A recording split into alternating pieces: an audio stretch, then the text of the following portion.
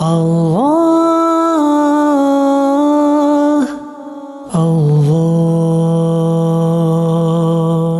الحمدللہ رب العالمین والصلاة والسلام علی سید المرسلین اما بعد فاعوذ باللہ من الشیطان الرجیم بسم اللہ الرحمن الرحیم والصلاة والسلام علیکہ یا رسول اللہ وعلی آلکہ واصحابکہ یا حبیب اللہ والصلاة والسلام علیکہ یا نبی اللہ وعلی آلکہ واصحابکہ یا نور اللہ۔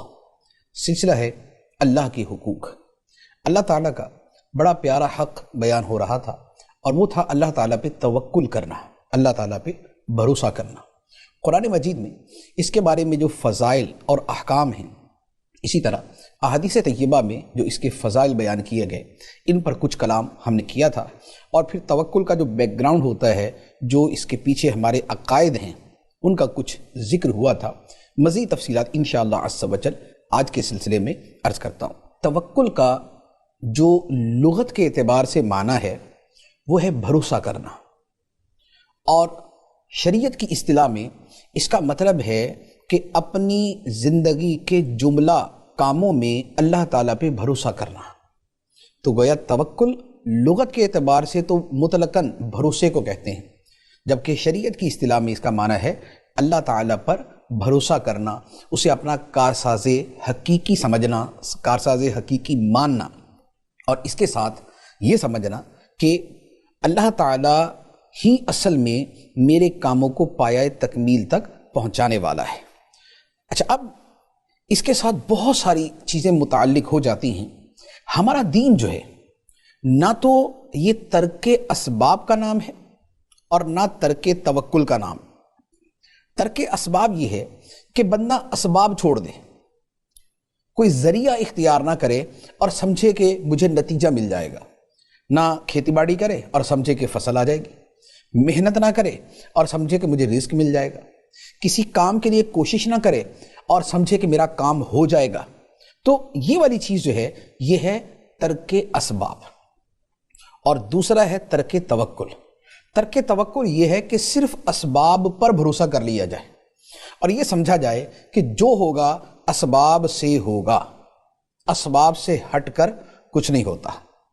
تو یہ جو دونوں رویے ہیں یہ غلط ہیں۔ ہمارا دین نہ تو اسباب چھوڑ دینے کا فرماتا ہے اور نہ توکل ترک کرنے کی اجازت دیتا ہے، بلکہ ان دونوں کا جو کمبینیشن ہے اس کا حکم دیتا ہے کہ بندہ اسباب اختیار کرے اور اس کے بعد نتیجہ اللہ تعالیٰ پر چھوڑ دے۔ پھر اسباب کے درجے، یہ تو ہے کہ اسباب اختیار کیے جائیں، لیکن اس کا یہ مطلب بھی نہیں ہے کہ بندہ اسباب کی اتنی گہرائی کے اندر گھس جائے کہ اب اس کی نظر میں اسباب سے ہٹ کر کوئی چیز ہی نہ ہو، اور توکل کا لفظ تو استعمال کرے لیکن اسباب کو اصلاً کسی صورت بھی نہ چھوڑے، خواہ وہ ظنی اسباب ہوں یا وہ وہمی اسباب ہوں۔ تو یہ جو رویہ ہے یہ ہے توکل علی الاسباب، یہ توکل علی اللہ نہیں۔ اچھا، یہ جو دونوں طریقے ہیں کہ بندہ یا تو اسباب چھوڑ دے اور یا پھر توکل چھوڑ دے، ان دونوں رویوں کا نقصان کیا ہوتا ہے؟ اگر بندہ اسباب چھوڑ دے تو یہ سستی، کاہلی، کام چوری کی طرف لے جاتا ہے، آدمی کچھ بھی نہیں کرتا۔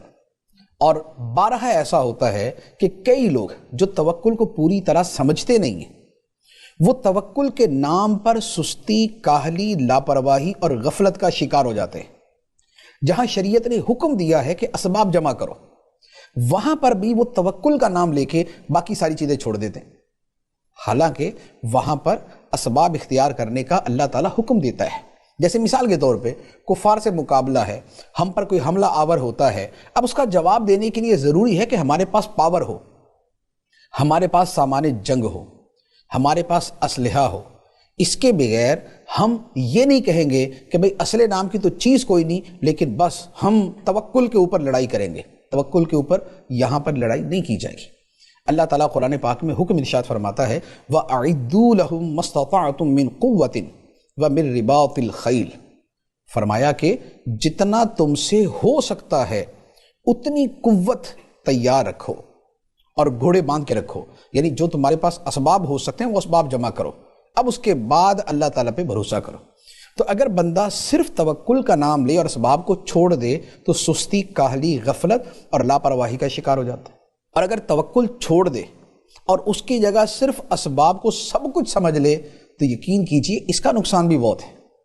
اور ہمارے ہاں جو ماحول ہے، جو اوورآل پوری دنیا کے اندر ہے، وہ مسلمان ہے یا غیر مسلم ہے، ان کی اکثریت میں جو پرابلم ہے وہ یہ نہیں ہے کہ وہ توکل کر کے بیٹھ گئے اور اسباب چھوڑ دیے، نہیں، بلکہ ان کا پرابلم یہ ہے کہ اسباب پر بھروسہ کر لیا اور توکل کو چھوڑ دیا، خدا پہ بھروسہ چھوڑ دیا۔ جیسے اب جو کفار ہیں ان کا تو اللہ تعالیٰ پہ توکل کا مطلب ہی کوئی نہیں ہوتا، وہ تو صرف اسباب کو سب کچھ سمجھتے ہیں۔ لیکن مسلمانوں کی اکثریت بھی چونکہ دین سے دور ہے، چونکہ علم دین سے دور ہے، چونکہ قرآن و حدیث کو سمجھ کے پڑھا نہیں، تو اب نتیجہ یہ ہے کہ توکل کا نام لینا بھی ان کے سامنے مشکل ہو جاتا ہے۔ آپ اخباروں کے آرٹیکل پڑھیں، آپ بڑے بڑے لمبے بھاشن دینے والوں کی باتیں سنیں، وہ آپ کو اسباب اسباب اسباب اسباب بس اسباب کی دنیا میں رکھیں گے۔ بندہ خود اپنی ذات کے اعتبار سے یہ سمجھتا ہے کہ جو بھی ہوگا اسباب سے ہوگا، اسباب سے ہٹ کر دوسری کوئی چیز ہی نہیں۔ لیکن اس کا نتیجہ کیا ہوتا ہے؟ اس کا نتیجہ ہوتا ہے ٹینشن، ڈپریشن، سٹریس، انگزائٹی۔ تو اپنے اوپر سارا بوجھ لاد لیا اور سب اسباب کو سمجھ لیا۔ اب اسباب ہیں تو بندہ سمجھتا کچھ ہوگا، اسباب نہیں تو سمجھتے کچھ نہیں ہوگا۔ تو نتیجہ یہ ہوا کہ اب اسباب کو جمع کرنے کی دوڑ لگ جاتی ہے۔ جب اس کے جمع کرنے کی دوڑ لگ جاتی ہے تو اب اس کا نتیجہ یہ ہوتا ہے کہ پھر بندہ اس کا اپنے اوپر دباؤ لیتا ہے اور پھر وہ درجہ بدرجہ بڑھتے ہوئے کہاں سے کہاں پہنچ جاتا ہے۔ تو لہذا نہ ترک توکل ہو نہ ترک اسباب ہو۔ اچھا، اس کے بعد اس کے لیے ایک بڑی مشہور حدیث مبارک ہے نبی پاک صلی اللہ تعالیٰ علیہ وسلم کی، کہ آپ نے فرمایا کہ اونٹ کا گھٹنا باندھو اور توکل کرو۔ یعنی کسی نے پوچھا کہ یا رسول اللہ میں اونٹ پر بیٹھ کے آیا ہوں تو اونٹ کو کھلا چھوڑ کے خدا پہ توکل کروں کہ اونٹ ادھر ہی کھڑا رہے گا، یا اونٹ کو باندھ کر خدا پہ توکل کروں؟ نبی پاک صلی اللہ علیہ وسلم نے فرمایا اونٹ کا گھٹنا باندھ کر خدا پہ توکل کرو۔ یہ نہیں ہے کہ اونٹ کو کھلا چھوڑ دیا اب وہ جدھر مرضی نکل جائے اور بندہ بولے کہ میں فارغ ہو کے باہر نکلوں گا تو اونٹ ادھر ہی کھڑا ہوگا، نہیں۔ ہاں یہ ہے باندھ کر توکل، یہ ہے کہ باندھ لیا، اب بھی اس کو روک کے رکھنا خدا کا کام ہے، کیونکہ چوری ہو سکتی، کھول کے لے جا سکتا۔ اس کو ہم اگر اپنے الفاظ کے اندر سمجھیں یا اپنی دنیا کے اعتبار سے سمجھیں تو مثال کے طور پہ ایک آدمی کی بائک ہے یا کار ہے، توکل یہ ہے کہ اسے لاک کرے، اسے لاک کر کے اب توکل کرے۔ یہ نہیں ہے کہ بائک کو کھلا چھوڑا، چابی لگا دی اس کے اندر اور آپ بولے خدا پہ میں نے توکل کیا، صبح مجھے مل جائے گی۔ مشکل ہے کہ صبح ملے گی۔ یا یہ ہے کہ گاڑی کھلی چھوڑ دی، چابی اندر لگی ہوئی ہے اور اس کے بعد بولے میں نے توکل کیا، نہیں۔ شریعت فرماتی ہے لاک کرے، اس کے بعد توکل کرے۔ گھر کا دروازہ کھلا چھوڑ دیا اور توکل کیا کہ جناب چوروں سے بچ جائے گا، نہیں۔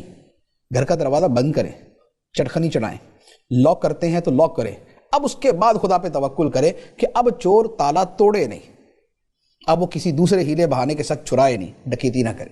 تو توکل کا مطلب ہے اسباب اختیار کر کے پھر اس کے بعد اللہ تعالیٰ کے بھروسے کے اوپر اپنے معاملات کو چھوڑ دینا۔ اچھا، توکل کی پھر بہت سی قسمیں ہوتی ہیں۔ دنیا کے اگر کاموں پہ ہم غور کریں، یہ دو طرح کے ہوتے ہیں۔ ایک وہ کام ہیں جو ہمارے اختیار میں نہیں، اور ایک وہ ہیں جو ہمارے اختیار میں ہیں۔ اس کے بہت آسان الفاظ میں اگر میں عرض کروں تو یوں سمجھ لیں کہ مثال کے طور پہ ایک کسان ہے، بارش برسے، کھیت کو پانی مل جائے، یہ کسان کے اختیار میں نہیں ہے، لیکن کھیت میں ہل چلائے یہ اس کے اختیار میں۔ کھیت میں ہل چلانا، بیج بونا اور اس کے لیے جو بھی طریقہ کار جو ہے وہ کیا جاتا ہے وہ سب اختیار کرنا، یہ اس کے اختیار میں۔ تو کام جو ہے دو طرح کے، ایک وہ جو بندے کے اختیار میں ہے اور ایک وہ جو اس کے اختیار میں نہیں۔ شادی کرنا انسان کے اختیار میں، اولاد پیدا ہو اس کے اسباب اختیار کرنا بندے کے اختیار میں، لیکن اولاد پیدا ہو جائے یہ خدا کے اختیار میں۔ بہت سے جوڑے ایسے ہیں شادیاں کرتے ہیں، زندگیاں گزر جاتی، نہیں اولاد ہوتی، تو انہوں نے شادی کی، اولاد کے اسباب اختیار کیے، لیکن اس سے اگلا معاملہ وہ خدا کے اختیار میں، اولاد ہو یا نہ۔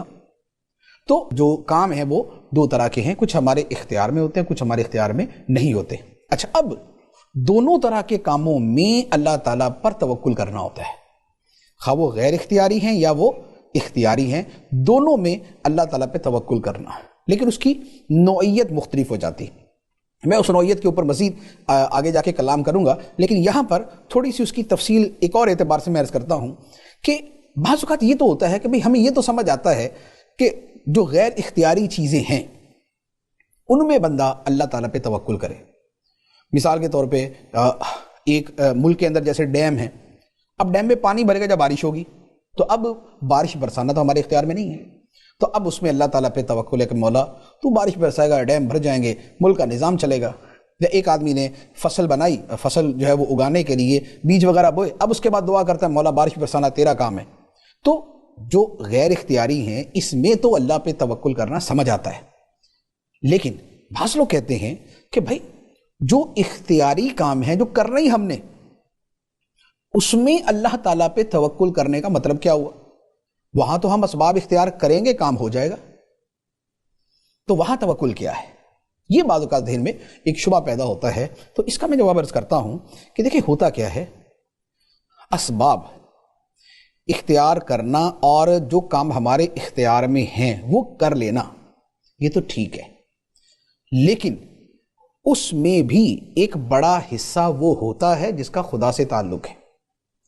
جیسے ہمارے اختیار میں ہے کہ ہم ایک طالب علم کی اگر مثال لیں، ایک طالب علم کے اختیار میں ہے کہ وہ محنت کرے، پورا سال جو ہے وہ پابندی کے ساتھ وہ اسکول، کالج، یونیورسٹی جائے، پنکچویلٹی دکھائے اور توجہ سے پڑھے، اس کے بعد ٹیوشن لے، کوچنگ لے اور پورا سال بھرپور طریقے سے محنت کرے۔ اچھا، اب اس کا نتیجہ یہ ہوگا کہ جب اس نے ساری کتاب ہی یاد کی ہوئی ہے تو اگر یہ اس کے ایگزام دے گا، اس کے پیپر دے گا، پاس ہی ہوگا۔ اب یہاں پر ایسی کیا چیز ہے کہ بھائی جو اس کی راہ میں رکاوٹ بنے؟ تو یہاں توکل کس بات کا؟ پورا سال محنت کی، اس کے بعد پیپر دیے، اب جب پیپر پورا سال محنت کر کے دیے ہیں، دینے جا رہا ہے تو ٹھیک ہے، اب سارا کچھ صحیح ہو جائے گا، لیکن یہاں پر بھی توکل کریں گے۔ کیوں؟ اس لیے کہ یہاں پر بھی کچھ معاملات ایسے ہوتے ہیں جو بندے کے اختیار سے باہر ہوتے ہیں۔ کیسے؟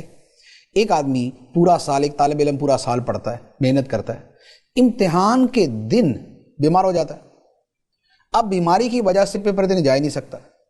تو اب دیکھیں پورے سال کی محنت ضرور اس کے اختیار میں تھی، لیکن اس دن بیمار پڑ گیا، گھر سے نکلا ایکسیڈنٹ ہو گیا، یا جہاں پیپر دینے گیا خدا نہ خاصا اس کے ساتھ کوئی ایسا انسیڈنٹ ہوا کہ جو اس نے پڑھا تھا وہ بھول گیا، یا جو اس کو سوال دیا گیا یہ اسے پوری طرح سمجھ نہیں سکا، اور نتیجہ یہ ہوا کچھ اور ہی لکھ کے آ گیا۔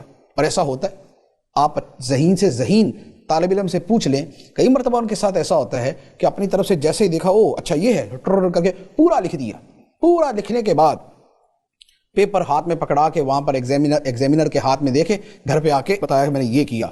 اب جو اس کو دیکھا تو پتا چلا ارے یہ تو پوچھا ہی کچھ اور تھا۔ تو اب جلد بازی میں کسی بھی وجہ سے پورے سال کی محنت ضرور ہے لیکن پھنس گیا۔ اچھا، اسی طرح ایگزامینیشن ہال میں بعض اوقات ایسی کوئی چیز ہو جاتی ہے کہ انسان کے اختیار میں نہیں اور سارا اس کا یاد کیا کرایا جو ہے وہ مشکل میں پڑ جاتا ہے۔ میں آپ کو ایک اپنی مثال عرض کرتا ہوں۔ میٹرک کا بورڈ کا ہمارا امتحان تھا، میں خود ایگزام دینے گیا اور میں نے اتنی اچھی تیاری کی ہوئی تھی کہ میرے ذہن میں یہ تھا کہ میٹرک کی حد تک، ہمارے سلیبس کی حد تک جو مرضی سوال دے دے میں اسے حل کر دوں گا، کیونکہ میں نے آل ٹو آل کتابیں یوں سمجھ لے کہ زبانی یاد کی ہوئی تھی، تو میری اتنی اچھی تیاری تھی اور میرا رزلٹ بھی بعد میں الحمدللہ اچھا آیا، میں نے بورڈ کے اندر ٹاپ کیا، میں نے پوزیشن حاصل کی۔ لیکن ہوا یہ کہ میں پہلے دن جب پیپر دینے گیا، میرا شاید انگلش کا پیپر تھا، اور پیپر جو ہے وہ نارملی میرے لیے جب کوسچن پیپر سامنے آیا دیکھا، اب معاملہ یہ تھا کہ اگر 3 آپشن تھے کہ بھئی کوسچن نمبر 1، آپشن نمبر 1 2 3، ان میں سے آپ کسی ایک کا جواب دے دیں، مجھے تینوں ہی آتے تھے۔ تو اس کا مطلب کیا ہوا کہ بھائی جو میں نے تیاری کی، جو میں کرا کے آیا، ہر شے میرے اختیار میں۔ لیکن کیا ہوا، مجھ سے جو اگلی سیٹ تھی وہاں پر کوئی اسٹوڈنٹ جال سازی کر کے بیٹھا ہوا تھا کہ جس کا وہ رول نمبر تھا اس نے اپنی جگہ کسی اور کو بھیجا ہوا تھا۔ اب کیا ہوا کہ وہ جو ہمارا وہ تھا ایگزامینر تھا، وہ سب کے رول نمبر سلپ وغیرہ ساری چیک کر رہا تھا۔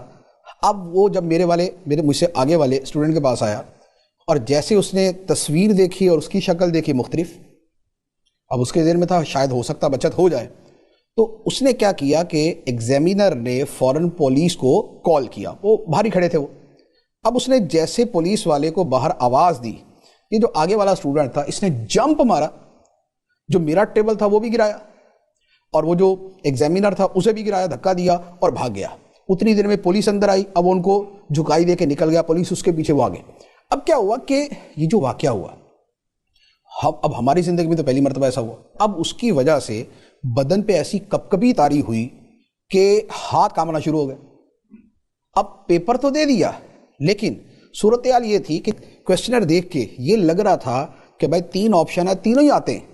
اس واقعے کے بعد یہ ہوا کہ تینوں میں یہ سمجھ نہیں آ رہا تھا آتا کون سا ہے۔ تو اب ایسا ایک خوف اور ایسی ایک ہیبت طاری ہوئی، تو میں نے پھر جو ہے وہ اس سے ایگزامینر سے کہا بھائی مجھے پانی پلا، میں تو گھبرا گیا ہوں۔ پانی وانی پیا، اس کے بعد تھوڑا سا تسلی سے بیٹھا، حواس جو ہے وہ بحال ہوئے۔ اب وہ 3 گھنٹے کے اندر سارا کچھ کرنا تھا، 1 گھنٹہ تو اسی میں گزر گیا، 2 گھنٹے میں برل جیسے تیسے کر لیا، اچھا ہو گیا، پاس ہو گیا، ٹاپ کیا، پوزیشن مل گئی، سب کچھ ہو گیا۔ لیکن واقعہ سنانے کا مقصد یہ ہے کہ شروع میں ہی وہ واقعہ ہوا تو 1 گھنٹے میں بحال ہوگی طبیعت، اور اگر 1 گھنٹے بعد ہوتا تو اب اس کے بعد تو آخر تک بحال نہیں ہوتے۔ تو بندہ سارا کچھ کر کے بھی جائے، اس کے بعد بھی اس کے ساتھ کچھ ہو جائے، یہ کوئی بعید نہیں ہوتی۔ تو اس لیے جو اختیاری معاملات ہیں وہاں پر بھی بندے کو بہت کچھ توکل کے حوالے کرنا ہوتا ہے، خدا پہ بھروسہ کرنا ہوتا ہے۔ دنیا کے بہترین ڈرائیور جو سمجھتے ہیں کہ جناب کار تو ہمارے اشارے پہ چلتی، لیکن کیا ایکسیڈنٹ نہیں ہوتے؟ ایکسیڈنٹ ہوتے ہیں۔ ابھی میں کل پرسوں ایک خبر پڑھ رہا تھا، ابھی نئی وہ گاڑیاں آنا شروع ہوئی ہیں، ڈرائیور لیس کار، کہ جس میں ڈرائیور نہیں ہوتا، آرام سے بیٹھے ہوئے اور آٹو کے اوپر گاڑی چل رہی ہے۔ ابھی کل غالباً اس کا 35واں ایکسیڈنٹ ہوا ہے۔ امریکہ کی بہت بڑی کمپنی کے جس نے اپنی کار لانچ کر دی ہے کہ بھئی اب آپ اس میں سفر کر سکتے ہیں، اور اپنی طرف سے سب کچھ انہوں نے جو سینسر لگانے تھے، جو کچھ کرنا تھا سب کر لیا، لیکن کہاں کیا چیز ڈیفیکٹ آ جائے، فالٹ آ جائے، پرابلم آ جائے، اور ایکسیڈنٹ ہوا، 2 بندے بیٹھے تھے، دونوں مر گئے، ایک آگے بیٹھا تھا ایک پیچھے بیٹھا تھا۔ گاڑی کی ایسی حالت تھی، میں نے خود تصویر دیکھی ہے اس کی، گاڑی کی ایسی حالت تھی کہ جس کو بولے نا کہ کچومر نکلا ہوا تھا۔ تو اختیار کا دائرہ سارے کا سارا طے کرنے کے باوجود بھی آگے جا کے وہ معاملہ موجود ہوتا ہے کہ جہاں اختیار ختم ہو جاتا ہے اور توکل شروع ہو جاتا ہے۔ تو لہٰذا یہ نہیں ہے کہ انسان اسباب کا معاملہ ہے، اختیار کا معاملہ ہے، اور بندہ سمجھے کہ سارا کچھ ہو گیا۔ میں آپ کو ایک اور دلچسپ واقعہ اسی حوالے سے سناتا ہوں کہ یہی کہ ایک طالب علم پورا سال محنت کرے، سارا کچھ کرا کے اب اپنی طرف سے کانفیڈنٹ ہو کے بیٹھا ہوا کہ مجھے سب کچھ آتا ہے، لیکن کچھ ایسا واقعہ ہو جاتا ہے کہ انسان کے بس سے باہر۔ ہمارے ایک بڑے اچھے جاننے والے، ان کا گریجویشن کا ان کا پیپر تھا، BA کا انگلش کا پیپر، اپنی طرف سے پہلا پیپر تھا، یعنی کہ وہ جتنے بھی 12-14 پیپر ہوتے ہیں اس میں سے پہلا پیپر تھا، بھرپور تیاری کر کے گئے، اور اتنی تیاری کہ وہی جو میں نے عرض کیا نا کہ 4 آپشن آئے تو چاروں ہی آتے ہیں۔ تو جیسے وہ تھا کہ ایسے لکھیں، یعنی کہ مضمون لکھیں انگلش کے اندر، اور 4 آپشن دیے، اس کو چاروں آتے تھے۔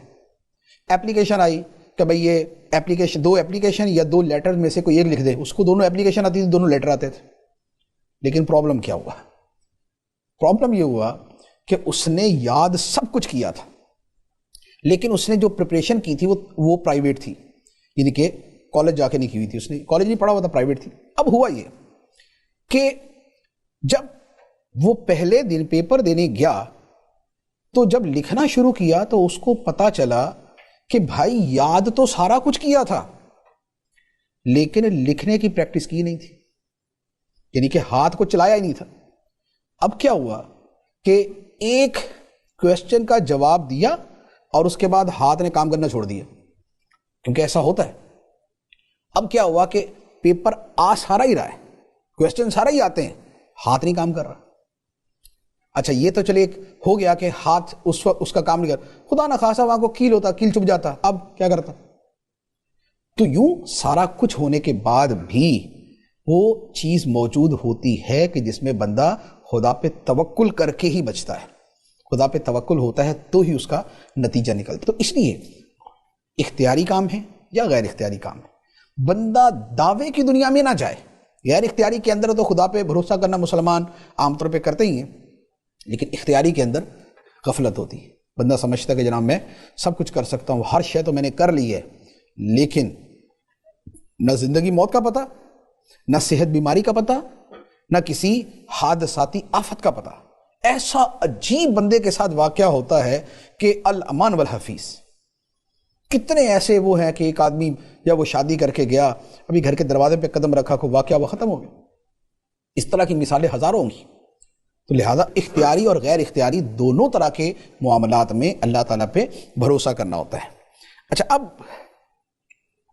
یہ جو چیز اس کے ساتھ میں نے عرض کی کہ اسباب چھوڑنا یہ ہمارے دین میں نہیں، یعنی کہ کلی طور پہ اسباب چھوڑ دے، یہ ہمارے دین میں نہیں۔ اسباب کے درجے ہیں، قطعی اسباب، اکثری اسباب، ظنی اسباب، وہمی اسباب، اس کے درجوں کے اعتبار سے حکم ہوتا ہے، لیکن اس کے ساتھ یہ بات طے ہے کہ بہرحال اسباب کو کلیتاً ترک نہیں کیا جا سکتا۔ نبی پاک صلی اللہ تعالیٰ علیہ وآلہ وسلم اسباب اختیار فرماتے تھے۔ آپ بیمار ہوئے تو آپ نے دوا بھی استعمال کی، صحابہ کرام بیمار ہوتے تھے، نبی پاک علیہ السلام ان کو تجویز فرماتے تھے۔ ہجرت کی رات کافروں سے بچنے کے لیے غار ثور کے اندر جو ہے وہ روپوشی بھی اختیار فرمائی۔ اسی طرح غزوہ بدر کے لیے صحابہ کرام کو تیار بھی کیا، اور اس کے علاوہ ہزاروں زندگی کے سیرت طیبہ کے واقعات کے جہاں پر اسباب کو اختیار کیا گیا۔ تو لہٰذا یہ جو اسباب ترک کرنے کا معاملہ ہے، یہ بہرحال یہ علل اطلاق ہمارے دین میں نہیں ہے۔ اب اس کے بعد ایک اگلی بحث، ایک اگلا کلام جو توکل کے حوالے سے ہے، وہ یہ ہے کہ توکل بیسیکلی دل کی وہ حالت ہے جو ایمان کا ثمرہ ہے، ایمان کا نتیجہ ہے۔ اب وہ کون سا ایمان ہے کہ جس کا نتیجہ توکل کی صورت میں ظاہر ہوتا ہے؟ امام غزالی رحمۃ اللہ علیہ نے اس پر بڑا تفصیلی کلام کیا ہے، لیکن تھوڑا سا پیچیدہ ہے، اس لیے ان کے الفاظ میں اور ان کے انداز میں سمجھانا تو مشکل ہے، تو تھوڑا سا میں اس کو اختصار کے ساتھ اپنے الفاظ کے در میں آپ کو عرض کرتا ہوں۔ دیکھیں ہوتا کیا ہے کہ توکل نتیجہ ہے دو ایمانوں کا، یعنی کہ ایمان کے دو حصے ہیں جن کا نتیجہ توکل کی صورت میں نکلتا ہے۔ وہ کیا ہے؟ ایک تو یہ ہے بندے کا یہ عقیدہ کہ کارساز حقیقی اللہ تعالیٰ ہے، قادر مطلق اللہ تعالیٰ ہے۔ جب قادر مطلق وہی ہے اور ہر شے اس کے اختیار سے ہوتی ہے اور ہر شے اس کی قدرت میں ہے، ہر شے اس کی مشیت سے ہوتی ہے، تو یہ یوں کہہ لیں کہ یہ توکل کا ایک پلر ہے کہ جو حاصل ہو گیا۔ اس کے ساتھ دوسرا پلر کیا ہے؟ وہ یہ ہے کہ بندہ یہ ایمان رکھے اور اس ایمان کو اپنے دل میں مضبوط کرے کہ میرا رب میرے اوپر مہربان ہے، وہ حکمت والا ہے، اس کے ہر کام میں حکمت ہے۔ میں تندرست ہوں، اس میں بھی حکمت ہے، اور اگر میں بیمار ہوں اس میں بھی حکمت ہے، اور میرا رب مہربان ہے اور اس کی مہربانی اس کے غضب پر غالب ہے۔ تو جب یہ دو چیزیں جمع ہوتی ہیں کہ خدا کے کارساز حقیقی ہونے پر ایمان اور اس کے رحمان اور رحیم ہونے پر ایمان، تو اب اس کے بعد بندے کو توکل حاصل ہوتا ہے۔ اب یہاں پر ایک سوال بعضوں کا ذہن میں آ سکتا ہے کہ جب ہمارا ایمان تو ہے اللہ تعالیٰ پہ، یعنی ہم اللہ تعالیٰ کو مانتے بھی ہیں کہ قادر مطلق ہے، کارساز حقیقی، اور ہم یہ بھی مانتے ہیں کہ رحمان ہے، رحیم ہے، کریم ہے، رؤوف ہے، تو پھر ہمارے اندر توکل کیوں نہیں؟ جب دو ایمانوں کا نتیجہ توکل ہے تو پھر ہمارے اندر کیوں نہیں؟ تو اس کا جواب یہ ہے کہ بیسیکلی ایک ہے توکل ایمانی، کہ ہمارا ایمان ہے اور وہ توکل ایمان میں داخل ہے، تو وہ جو توکل ہے نا وہ تو ہر مسلمان کو حاصل ہوتا ہے۔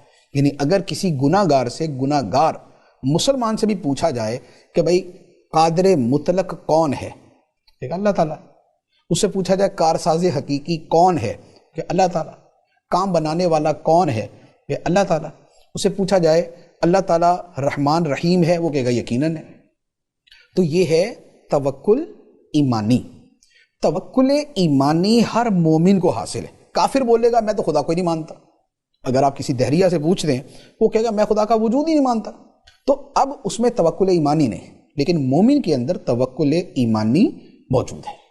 تو لہٰذا ایک جواب تو یہ ہے کہ دیکھیں جو ایمان کے ساتھ توکل ہے وہ تو ہر مسلمان کو حاصل ہے، کیونکہ یہ والا اگر توکل نہ ہو تو گویا ایمان ہی نہیں ہے اس کے اندر۔ لہذا اس حد تک تو معاملہ ٹھیک ہے، لیکن ہم تو اس سے آگے کی بات کر رہے ہیں، کیونکہ ہم تو ایمان سے آگے کی یہ بات کر رہے ہیں کہ وہ جو توکل ہم سنتے پڑھتے بولتے ہیں، جو ہم بزرگان دین کی زندگی میں دیکھتے ہیں، جو ہم سیرت میں دیکھتے ہیں، جو ہم انبیاء علیہم الصلاۃ کی حیات طیبہ میں دیکھتے ہیں، جو ہم اولیاء کرام میں دیکھتے ہیں، وہ والا توکل۔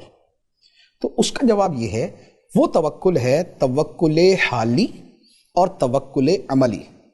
توکل ایمانی، توکل حالی اور توکل عملی۔ توکل ایمانی ہم سب کو حاصل ہے، لیکن توکل حالی کہ بندے کی حالت، کیفیت، اندر کے جذبات، اندر کے خیالات، اندر کی اس کی جو اس کے اندر چل رہا ہے، وہ توکل سے لبریز ہو، وہ والا توکل کم ہوتا ہے اور کم لوگوں میں ہوتا ہے۔ اب سوال یہ ہے کہ جب وہ والا توکل بھی ایمان سے ہی نکلتا ہے تو جب ایمان موجود ہے تو وہ توکل کیوں نہیں؟ اس کا جواب یہ ہے کہ یہاں پر تھوڑا سا فرق آ جاتا ہے۔ بات یہ ہے کہ ہمارے دل میں ایمان ہونا یہ ایک اور چیز ہے، لیکن اس ایمان کا اتنا مضبوط ہونا، اس کا اتنا سٹرونگ ہونا کہ ہمارے اندر کی حالت و کیفیت کو بھی بدل دے، تو ہمارا ایمان اتنا مضبوط نہیں ہوتا۔ ہمارا اللہ تعالیٰ پر یہ تو ایمان ہے کارساز حقیقی ہے، ہمارا یہ تو ایمان ہے کہ مہربان ہے، لیکن ہمارے جو اندر کی کیفیت ہے وہ اس کے مطابق ڈھلی ہوئی نہیں ہے۔ جب ڈھلی نہیں ہے تو توکل حالی جو ہے وہ بھی ہمیں حاصل نہیں ہوتا۔ اولیاء کرام کا معاملہ یہ ہوتا ہے کہ ان کا ایمان مضبوط ہوتا ہے، وہ ایمان کی قوت، ایمان کی نورانیت، ایمان کی روحانیت اور ایمان کے اندر جیسی حالت و کیفیت ہونی چاہیے وہ ان کی بڑھتی جاتی ہے، جسے ازدیاد ایمان کہتے ہیں۔ تو جتنا ایمان ان کا مضبوط ہوتا ہے ان کا توکل اتنا مضبوط ہو جاتا ہے۔ تو لہذا ہمارے ساتھ جو ایشو ہوتا ہے وہ یہ ہے کہ ایمان تو ہے لیکن ہے کمزور، ایمان ہمارا طاقتور نہیں ہے، ایمان ہمارا قوی نہیں ہے، اتنا قوی نہیں ہے جتنا ہونا چاہیے۔ تو لہذا اس لیے ایمان موجود ہوتا ہے لیکن توکل اس درجے کا نہیں ہوتا جیسا ہونا چاہیے۔ اچھا، یہ توکل کی وہ بنیاد کے کس کے نتیجے میں بندے کے دل میں توکل پیدا ہوتا ہے۔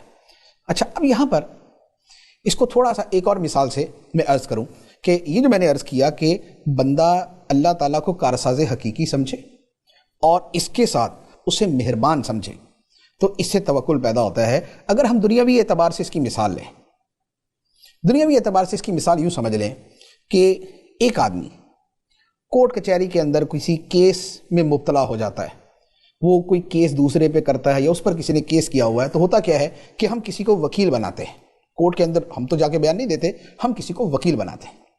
وہ جو وکیل ہے ہم اس پہ بھروسہ کرتے ہیں کہ یہ بندہ ہمارا حق دلا دے گا، یا اگر ہم پر کوئی الزام ہے تو اس الزام کو یہ ختم کروا دے گا۔ اچھا، اب ہم جو اس وکیل پہ بھروسہ کرتے ہیں، کیوں ہم اس وکیل پہ بھروسہ تب کرتے ہیں جب تین چیزیں ہمارے ذہن میں اس کے بارے میں موجود ہو۔ وہ تین چیزیں کیا؟ نمبر ایک، ہمیں یہ پتا ہو کہ ہمارا وکیل ہر طرح کے داؤ گھات سمجھتا ہے، ہر طرح کے سمجھتا ہے کہ مد مقابل جو دوسرا فریق ہے وہ جو کچھ بھی لے کے آئے گا ہمارا وکیل اس کی سب باتوں کو سمجھتا ہے اور یہ اس کا جواب دے دے گا۔ نمبر ایک۔ نمبر دو، ہم اس وکیل کے بارے میں یہ سمجھتے ہیں کہ یہ اس کی باتیں جانتا بھی ہے اور اس کا جواب دینے پر اور مؤثر جواب دینے پر قادر بھی ہے۔ تیسری بات، ہمیں یہ پتا ہے کہ ہمارا یہ وکیل یہ ہمارے ساتھ ہے، یہ دوسری پارٹی کے ساتھ نہیں ہے، یہ ہمارا خیر خواہ ہے، یہ ہمارے اوپر شفیق ہے کیونکہ ہم نے اس کو پیسے دیے ہوئے، تو لہذا یہ ہماری فیور میں کام کرے گا۔ جب وکیل ماہر ہو، جواب دینے پر قادر ہو اور ہمارا خیر خواہ ہو تو ہم ٹینشن فری ہو جاتے ہیں۔ ہم کہتے ہیں نہیں جی، ہم نے وکیل کر لیا، اب وکیل جانے اور باقی دوسرے جانے. تو اب ہم نے جو یہ کہا کہ بھئی وکیل جانے اور کورٹ جانے، کیوں؟ اس لیے کہ ہم نے اس وکیل پر توکل کیا ہے. تو جس پہ ہم توکل کرتے ہیں نا بیسیکلی وہ وکیل ہوتا ہے. اب کیا ہے، اللہ تعالیٰ پہ توکل کرنے کا جو معنی ہے وہ بیسیکلی اسی سے ملتا جلتا ہے. ملتا جلتا، ٹوٹلی اس طرح نہیں، ملتا جلتا. وہ کیسے؟ اللہ تعالیٰ کے بارے میں ہمارا عقیدہ ہے وَكَفَى بِاللَّهِ وَكِيلًا، کام بنانے کے لیے اللہ کافی ہے، توکل کے لیے، بھروسے کے لیے اللہ کافی. اب اگر ہمارے دل میں یہ بات موجود ہو جو ہمارے دل میں اپنے وکیل کے بارے میں، کہ اللہ تعالیٰ ہمارے معاملات کو جانتا ہے اور وہ ہم پہ مہربان ہے اور وہ ہر طرح کی چیزوں کو جانتا اور اس کے مطابق جو ہے وہ ہمارے حق کے اندر وہ کرنے والا ہے، یہ جتنا مضبوط ہوگا ہمارا توکل اتنا مضبوط ہو جائے گا. لیکن پرابلم وہیں آ جاتی ہے کہ کہنے کی حد تک یا سوچنے کی حد تک یہ بات ہوتی ہے، لیکن وہ ایمان اور وہ بھروسہ وہ عمل کی دنیا میں نہیں آتا، وہ کیف اور کیفیت کی صورت میں نہیں ڈھلتا، جس کے نتیجے میں توکل کمزور ہو جاتا ہے. اچھا، پھر اس کے بعد توکل کے درجات کے اعتبار سے ایک اور بڑا خوبصورت کلام کیا ہے، اسی کو انہوں نے آگے بڑھاتے ہوئے کہ توکل کے 3 درجے ہوتے ہیں. ایک درجہ تو یہ ہے کہ توکل ایسا ہو کہ جیسا وکیل پہ کیا جاتا ہے. تو وکیل پہ توکل کا مطلب یہ ہوتا ہے کہ کچھ ہمیں بھی پرووائڈ کرنا ہوتا ہے، ہمیں کوئی ایویڈنس دینے ہوتے ہیں، کوئی ڈاکومنٹس دینے ہوتے ہیں کہ جس کو وکیل نے آگے پیش کرنا ہے. ایسا نہیں ہے کہ ہم نے وکیل سے کہا بھائی صاحب آپ دیکھ لینا اور اس کے بعد فارغ. نہیں، وکیل بولے گا کہ بھائی اس کیس کے جو متعلقہ دستاویزات ہیں وہ تو سارے دو مجھے. اب وہ اگر زمین کا، پلاٹ کا، فلیٹ کا اگر وہ کیس ہے، ہم اس کو رجسٹری دیتے ہیں، ہم اس کو اور بہت ساری چیزیں دیتے ہیں. تو ایک یہ بھی توکل ہے. دوسرا توکل یہ ہوتا ہے کہ جو چھوٹے بچے کو اپنی ماں پہ ہوتا ہے، چھوٹے بچے کو مارے اس نے ماں کو دیکھنا، اس کو روٹی چاہیے اس نے ماں کو دیکھنا، اس کو جو ہے وہ کہیں جانا ہے اس نے ماں کو دیکھنا، اسے کوئی شے چاہیے اس نے ماں کو دیکھنا. تو وہ اپنا رونا دھونا فریاد کرتا ہے اور اس کی نظر میں اس کی ماں کے سوا اور کوئی ہوتا نہیں ہے کہ جو اس کے کام بنا دے. یہ بچے کا ماں پہ توکل ہے. یہ دوسرا توکل. تیسرا توکل کیا ہے؟ وہ ہے جیسے مردہ غسل دینے والے کے ہاتھ میں ہوتا ہے. مردے کی مرضی نہیں ہوتی، مردے کے دل میں یہ نہیں چل رہا ہوتا کہ بھائی صاحب تھوڑا سا ادھر سے پانی ڈالیں نا، تھوڑا سا ادھر سے پانی ڈالیں، ذرا یہ والی میری سائڈ اوپر کریں، یہ نیچے کریں. مردے کے اندر کچھ نہیں ہوتا. مردہ ارادہ لیس، اس کے اندر کوئی ارادہ نہیں ہوتا. وہ کہتا ہے کہ جس کے ہاتھ میں دے دیا اب وہ جانے اور اس کا کام جانے. توکل جو ہے وہ بھی اسی انداز میں ہوتا ہے. بعض لوگوں کا توکل وہ ہے کہ جو وکیل والا ہے، بعض کا توکل وہ ہوتا ہے کہ کوئی بھی کام پڑے وہ خدا کی بارگاہ میں ہاتھ اٹھا دیتے ہیں، مولا تو نہیں کرنا ہے، یا اللہ تو نہیں کام بنانے، بولا تجھ سے سوال ہے، اے اللہ تجھ سے مانگتا ہوں دنیا کی خیر، آخرت کی خیر، دنیا کے کام، آخرت کے کام، گھر کے معاملات، باہر کے معاملات، کاروبار کے، فیملی کے، یا اللہ تیرے حوالے، تیرے سپرد، اے اللہ تجھ سے ہی میرا سوال ہے. وَأُفَوِّضُ أَمْرِي إِلَى اللَّهِ إِنَّ اللَّهَ بَصِيرٌ بِالْعِبَادِ، اور میں اپنا معاملہ اللہ کے سپرد کرتا ہوں. إِنَّ اللَّهَ بَصِيرٌ بِالْعِبَادِ، بے شک اللہ بندوں کو دیکھنے والا ہے. یہ ہے دوسرا توکل، کہ بندہ اللہ تعالیٰ پہ توکل کرے اور اس کا توکل یہ ہے کہ اس کو جو کچھ پیش آیا اس نے خدا کی بارگاہ میں ہاتھ اٹھا دی. اور بہت سے اولیاء کرام میں توکل کا یہ انداز آپ کو ملے گا کہ کچھ بھی ہوا دعا کریں، کچھ بھی ہوا دعا کریں. اس لیے حدیث مبارک میں فرمایا گیا کہ جسے دعا کی توفیق دی گئی اسے بہت بڑی خیر عطا کی گئی، اور جسے دعا سے محروم کیا گیا اسے بہت بڑی خیر سے محروم کر دیا گیا. ہماری زندگیوں کے اندر توکل کا یہ والی جو صورت ہے یہ بھی کم ہے کہ ہمارے ہاں دعا کا رجحان کم ہے. حتی الامکان اپنا زور بازو اور اپنا سارا کچھ لگا دیتے ہیں، اس کے بعد اگر نہیں کام بنا تو پھر کہتے ہیں چلو یہ دعا کرتے ہیں. حدیث مبارک میں فرمایا اللہ تعالیٰ سے کثرت سے مانگو، اللہ تعالیٰ سے بڑی کثرت کے ساتھ دعا کیا کرو، کیونکہ اللہ تعالیٰ دعا مانگنے والے کو پسند فرماتا ہے. یہ دوسرا. تیسرا یہ ہے جو کچھ اور اولیاء کرام کا ہے کہ وہ اپنا سب کچھ خدا کے حوالے کر دیتے ہیں کہ مولا جانے اور وہ خود ہی کام بنا دے گا. جیسے حضرت ابراہیم علیہ الصلوۃ والسلام نے کیا۔ جب ان کو آگ میں ڈالا جانے لگا تو جبرائیل امین علیہ الصلوۃ والسلام نے پوچھا کہ اے ابراہیم کوئی سوال ہو تو آپ کی کوئی بات خدا کی بارگاہ میں پہنچا دوں؟ تو حضرت ابراہیم علیہ الصلوۃ والسلام نے کیا جواب دیا؟ فرمایا کہ علمہ بحالی، میرے رب کا میرے حال کو جاننا یہی مجھے کافی ہے۔